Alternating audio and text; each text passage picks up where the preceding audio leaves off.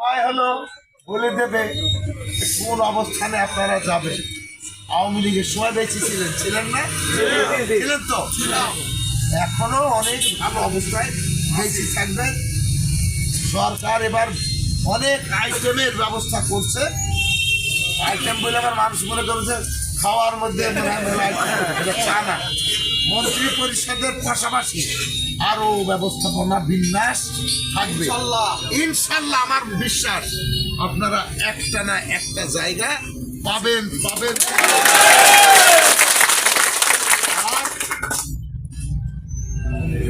তার আগে যেটা আপনারা বললেন, কথা এখানে বললেন, কমিটি সর্বাগ্রে বাতিল করে ব্যবস্থাটা গ্রহণ করতে হবে।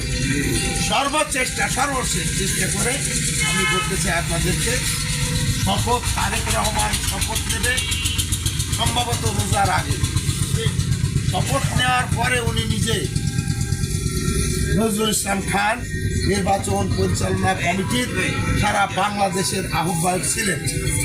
জানেন তো আপনারা, কম বেশি আমার সাথে খুবই ভালো ব্যক্তিগত সম্পর্ক তার সাথে। সেই জন্যই বলছি এরা সিদ্ধান্ত গ্রহণ করেছে খুলনা বিভাগে আমাদের ধস নেমেছে বেশি। যে চক্রটা মিল্টন মিয়া, ওই কুন্ডু মিয়া, তারপরে হলো আমানুল্লাহ, আমার আইজুল বাড়ি, হেলাল, অমিত বকুল, এই চক্রটা এই কাজটা করেছে।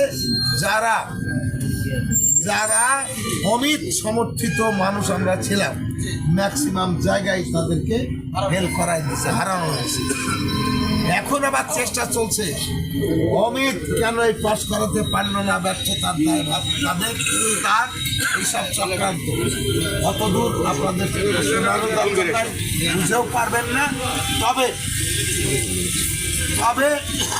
যে বিষয়গুলো হচ্ছে, তারেক রহমান শপথ নেওয়ার পরপরই খুলনার এমপিদের যারা ফেল করেছে তাদেরকে ডাকবেন, নিজে সামনাসামনি বসে কথা বলবেন, কেন ফেল করলেন, কি হয়েছিল, কি বিষয়, সেই সব আলোচনাটার সাথে হবে। তাহলে আমরা তো কাউকে ফেল করার পরে কাউকে ছেড়ে দিতে আসবো না। বাস্তবতার কথাটুকু শুধু যদি তুলে ধরা হয়, তাহলে কোন জায়গায় ওরা যে দাঁড়াবে তার কৈফিয়ত তারেক রহমান তাদের কাছ থেকে নেবে, ব্যবস্থাটাও নেবে। এটা আমি বিশ্বাস করি। আপনারা পারেন, মেলা প্রমাণের দরকার নেই তো, আমরা তাকে এখানে আনতে পারিনি, সে উপস্থিত হয়নি। এটা তো ঠিক।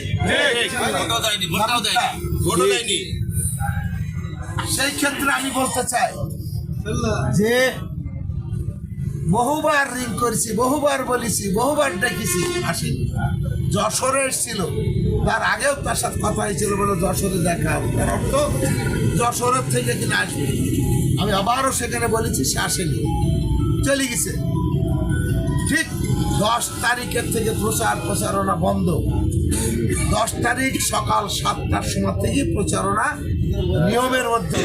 তো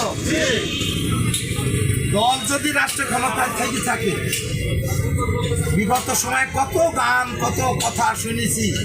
কে বলে একসাথে বন্ধু ছিলাম, লেখাপড়া করেছে, তাও দেখে দিচ্ছে, দেখেনি।